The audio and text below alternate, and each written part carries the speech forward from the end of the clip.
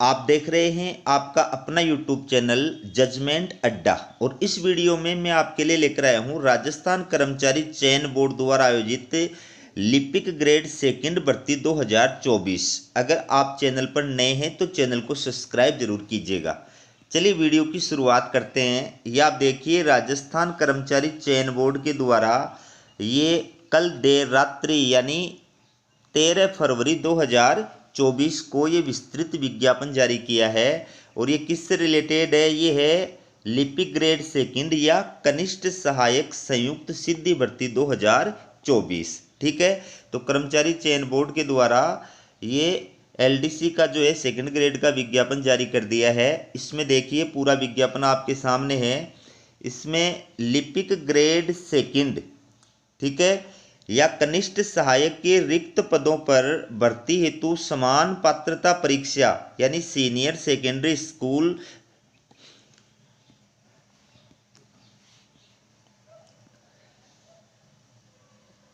इसमें देखिए लिपिक ग्रेड सेकंड या कनिष्ठ सहायक के रिक्त पदों पर भर्ती हेतु समान पात्रता परीक्षा यानी सीनियर सेकेंडरी स्तर 2022 में सम्मिलित अभ्यर्थियों से ऑनलाइन आवेदन पत्र आमंत्रित किए जाते हैं। तो जिन अभ्यर्थियों की ये जो सीटी सीनियर सेकेंडरी लेवल ये जो है उत्तीर्ण है, वो ये अभ्यर्थी इस भर्ती के अंदर अप्लाई करने के योग्य हैं। और उसमें भी कितने जो हैं पदों के लिए अभ्यर्थी आवेदन करने के योग्य है वो जानकारी आगे प्रदान की जाएगी। यहाँ देखिए टोटल जो पोस्ट हैं ये हैं 4197, जिसके अंदर फिर अलग अलग विभागों के अंदर अलग अलग जो है पद हैं। आप देख सकते हैं शासन सचिवालय, इसके अंदर ये जो विभाग है इसके अंदर गैर अनुसूचित क्षेत्र के 584 पद हैं, अनुसूचित क्षेत्र के कोई पद नहीं है, तो टोटल 584 पद है। राजस्थान लोक सेवा आयोग, इसके अंदर जो है लिपिक ग्रेड सेकंड के गैर अनुसूचित क्षेत्र के 61 पद हैं और अनुसूचित क्षेत्र के कोई पद नहीं है, तो टोटल पद है 61। फिर राज्य के अधीनस्थ विभाग या कार्यालय, इसके अंदर कनिष्ठ सहायक के 2788 पद हैं गैर अनुसूचित क्षेत्र के और 764 पद हैं अनुसूचित क्षेत्र के। इस प्रकार से इस डिपार्टमेंट में टोटल जो पद है वो 3552 पद है। तो ओवरऑल जो अनुसूचित क्षेत्र के पद हैं 764 है, गैर अनुसूचित क्षेत्र के 3433 है और टोटल जो पोस्ट है वो 4197 है। ठीक है, तो इसमें जो महत्वपूर्ण बात है वो मैं आपको बता रहा हूँ। ये पहला नंबर का जो पॉइंट है इसमें क्या कहा है ये आप देख लीजिए।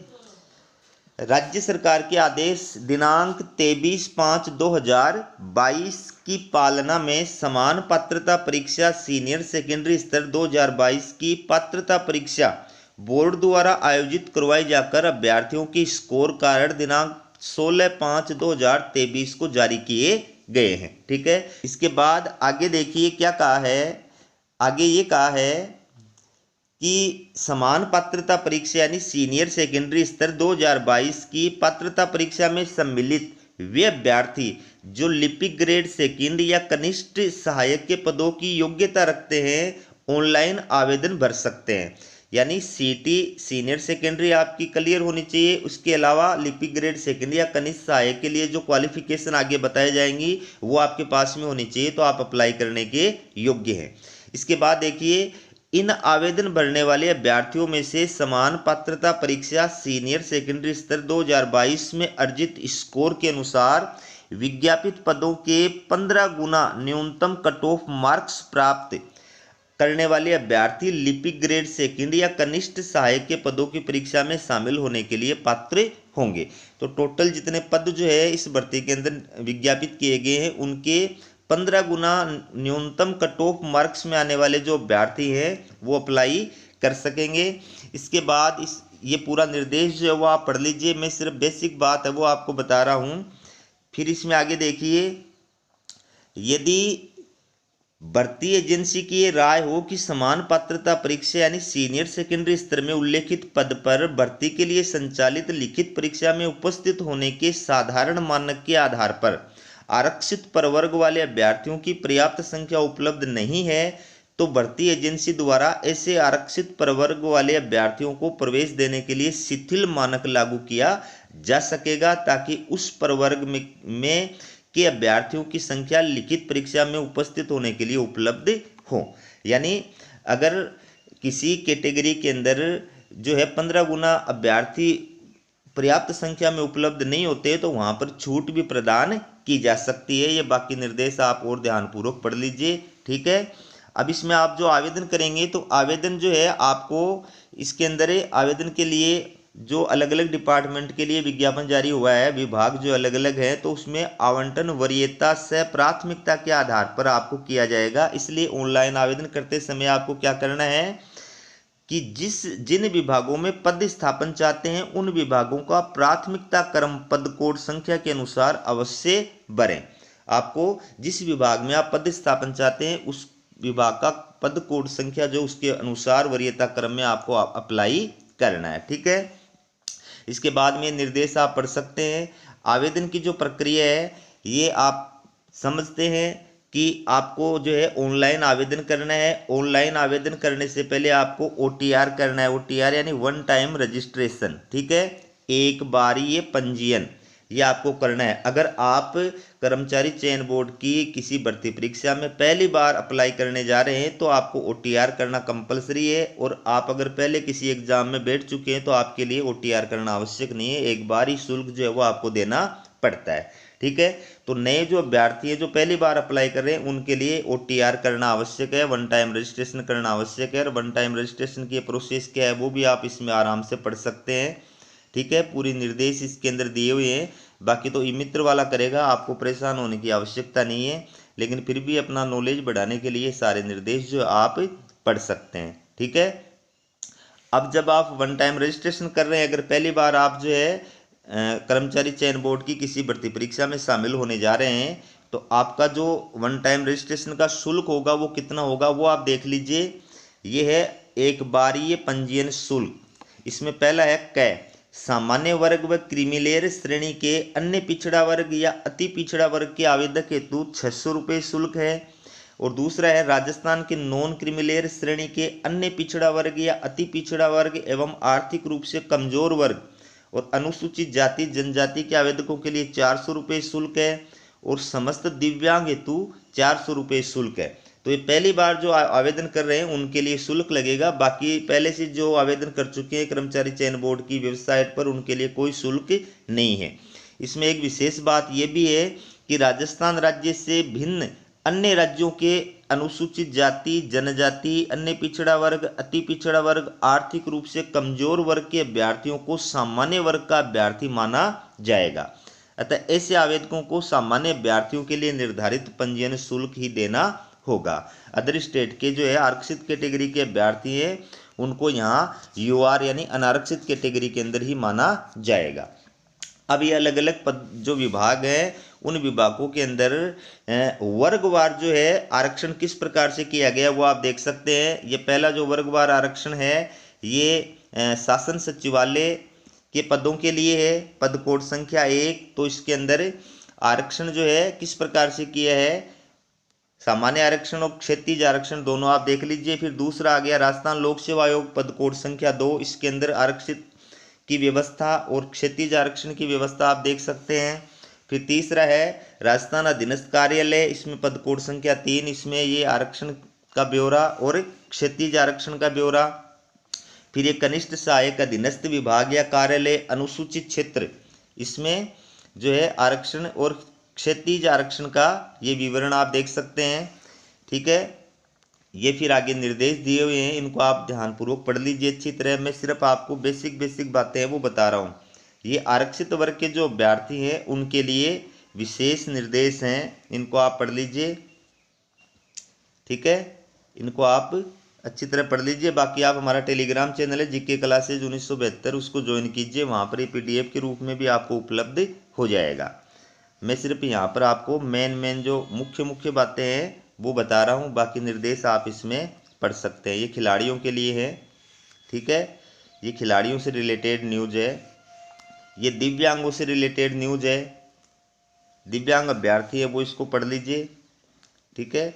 ये अनुसूचित क्षेत्र के अभ्यर्थियों के लिए विशेष निर्देश हैं, इनको भी आप पढ़ लीजिए। ये वेतनमान है, पे मेट्रिक लेवल 5 का वेतन आपको दिया जाएगा। 2 वर्ष तक आपको प्रोविजनल पीरियड के अंदर रखा जाएगा और उस दौरान आपको निश्चित मानदेय जो है वो प्रदान किया जाएगा। ठीक है, तो ये निर्देश आप पढ़ लीजिए।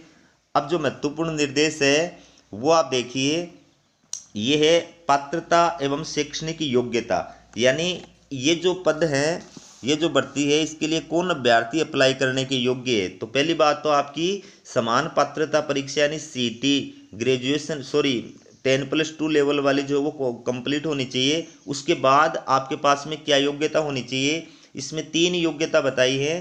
पहली और तीसरी कंपलसरी है, दूसरी जो योग्यता बताई उसके अंदर ऑप्शनल दिए हुए हैं। ठीक है, तो पहले नंबर की जो योग्यता है वो क्या है कि किसी मान्यता प्राप्त बोर्ड से सीनियर सेकेंडरी या इसके समकक्ष परीक्षा, ये आपके पास में प्रमाण पत्र होना चाहिए। ठीक है, और अब दूसरा नंबर देखिए, इंग्लिश में दिया हुआ है, मैं आपको हिंदी में ट्रांसलेट करके बता रहा हूँ।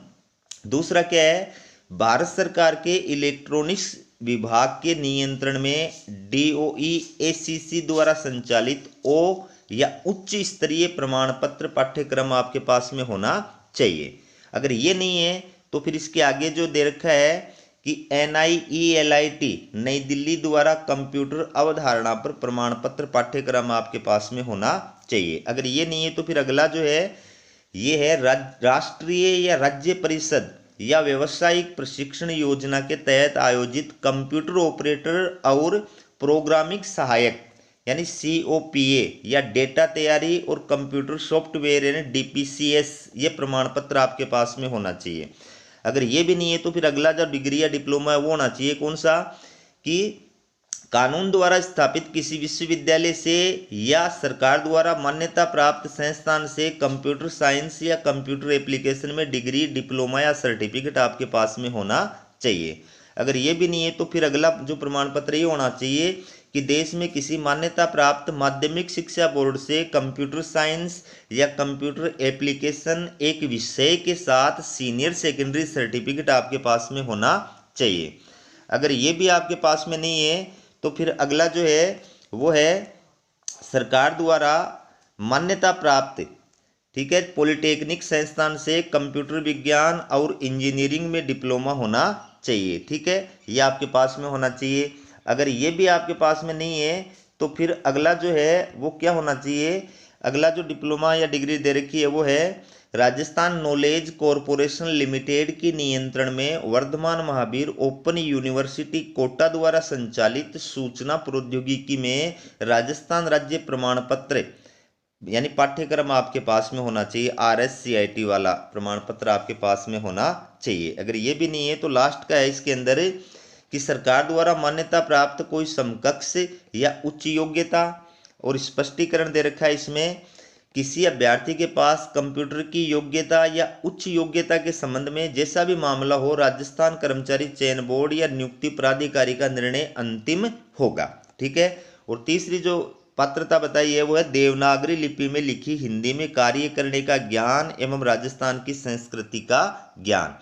अगर ये योग्यता आपके पास में है तो आप अप्लाई कर सकते हैं। ठीक है, अब इसमें महत्वपूर्ण जो बात है ये आप पढ़ सकते हैं, महत्वपूर्ण बात है, परंतु ऐसा व्यक्ति जो सिद्धि भर्ती हेतु नियमों या अनुसूचियों में यथा उल्लेखित पद के लिए अपेक्षित शैक्षणिक अर्हता वाले ऐसे पाठ्यक्रम के अंतिम वर्ष की परीक्षा में उपस्थित हो चुका है या हो चुकी है या उपस्थित हो रहा है या हो रही है, उस पद के लिए आवेदन करने का पात्र होगा। मतलब क्या हुआ कि ऊपर जो योग्यताएं बताई है उस योग्यता के अंतिम वर्ष की परीक्षा के अंदर आप बैठने जा रहे हैं या बैठ चुके हैं तो भी आप इन पदों के लिए अप्लाई कर सकते हैं, लेकिन उसमें शर्त ये है, पहले नंबर की देखो, जहाँ चयन लिखित परीक्षा एवं साक्षात्कार के 2 प्रक्रमों के माध्यम से किया जाता हो, मुख्य परीक्षा में उपस्थित होने से पूर्व आपको प्रूफ देना पड़ेगा कि आपकी डिग्री, डिप्लोमा, सर्टिफिकेट कंप्लीट हो चुका है।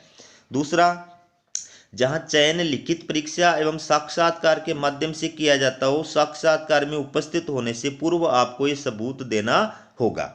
ठीक है, तीसरा, जहां चयन केवल लिखित परीक्षा या यथास्थिति केवल साक्षात्कार के माध्यम से किया जाता हो, लिखित परीक्षा अथवा साक्षात्कार में उपस्थित होने से पूर्व आपको वो जो डिग्री, डिप्लोमा या सर्टिफिकेट है वो अर्जित करने का सबूत प्रस्तुत करना होगा। ठीक है, ये इसमें आपको विशेष ध्यान रखना है। और नोट ये भी देख लीजिए, आवेदकों को लिपिक ग्रेड सेकंड या कनिष्ठ सहायक के पद पर निर्धारित शैक्षणिक योग्यता परीक्षा के फेज सेकंड की हिंदी या अंग्रेजी की टंकण परीक्षा की अंतिम तिथि से पूर्व तक अर्जित करना अनिवार्य है।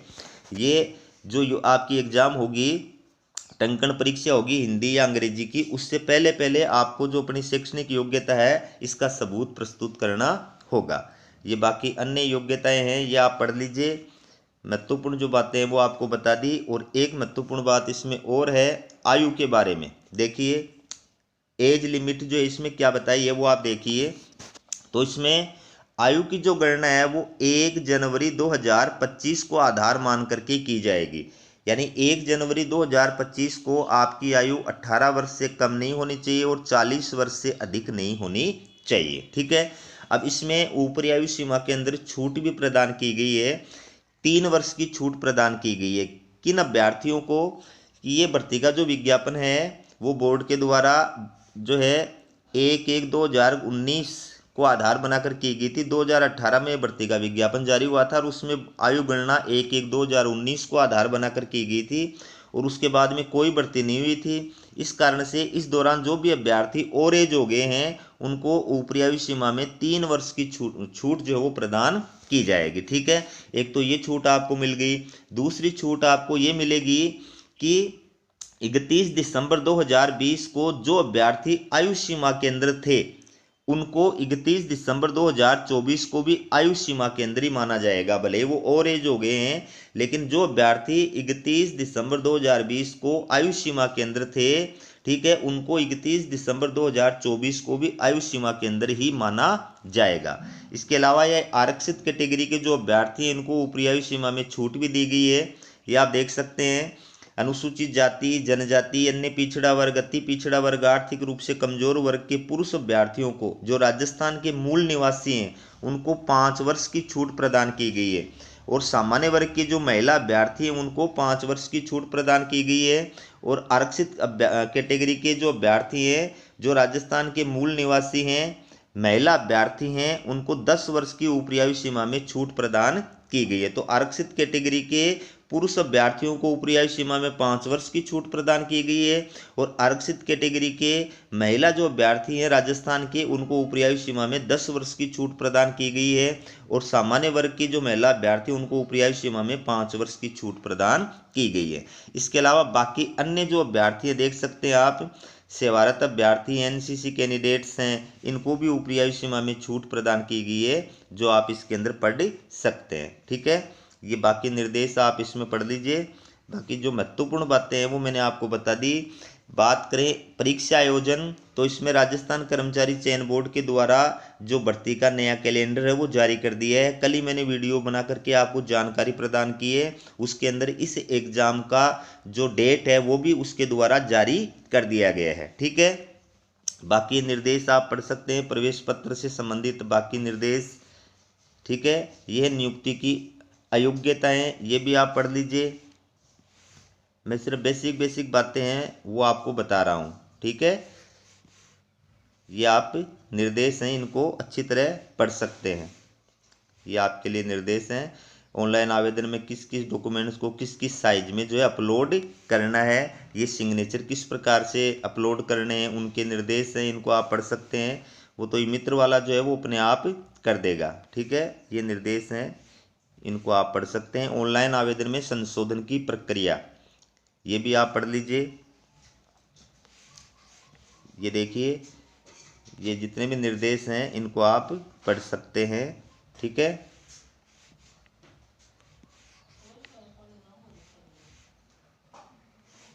तो ये आपके लिए पूरा वीडियो है।